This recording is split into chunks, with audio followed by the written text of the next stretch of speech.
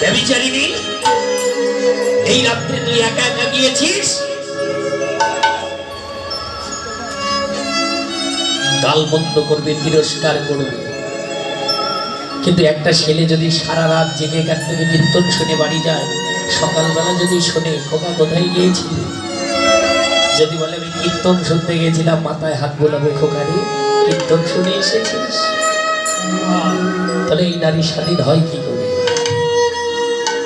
শিশুকাল থেকে এরা শুধু বাবার ঘরে থাকে, সারা জীবন বাবার কাছে প্রতিপালিত হয়, কোনোদিন বাবার কথার বাইরে যেতে পারে না। যখন একটু বড় হয়, নিজেকে চিনতে শেখে, জানতে শেখে, চিরদিনের মতো তাকে পরিত্যাগ করে দেয়, অপরিচিত ব্যক্তির সংসারে যায়, আর সারা জীবন ধরে এরা শুধু সেবা করে যায়। কথা,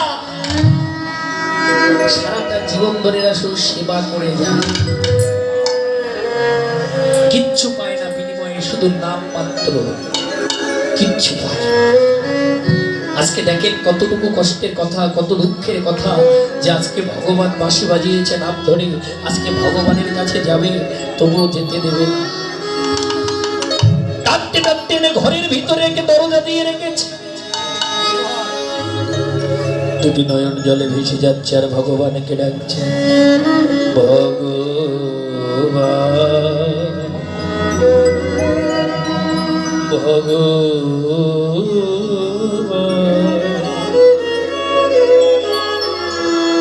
প্রণাম তোমার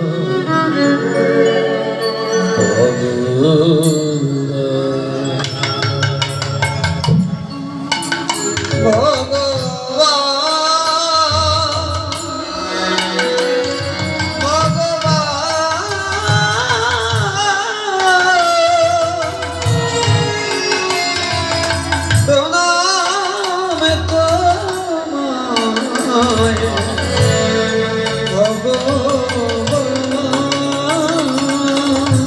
কাঙালেরই ঠাকুর নামটি তোমার,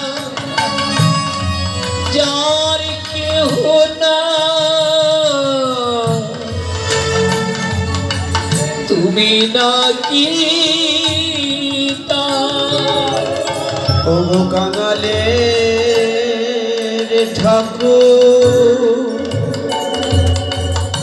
নামটি তোমার, যার কেহ নাই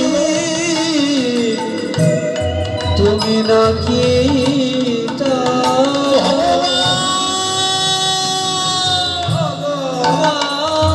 আমাকে যেতে দেবে না ভগবান, এই দেহ নিয়ে তোমার সেবা হয়ে না ভগবান,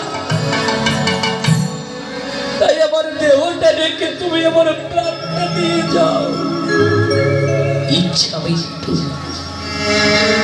নিজের ইচ্ছায় দেহ ত্যাগ করলে, যে দেহ দিয়ে গোবিন্দ সেবা হয় না, এই দেহ আর চাই।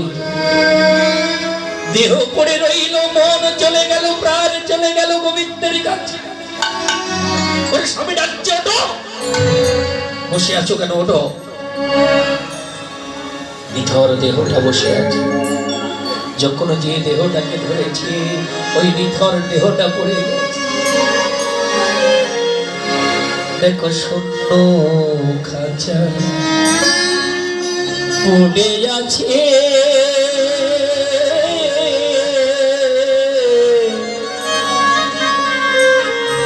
উড়ে যারে পাখি তার কাছে গেছে।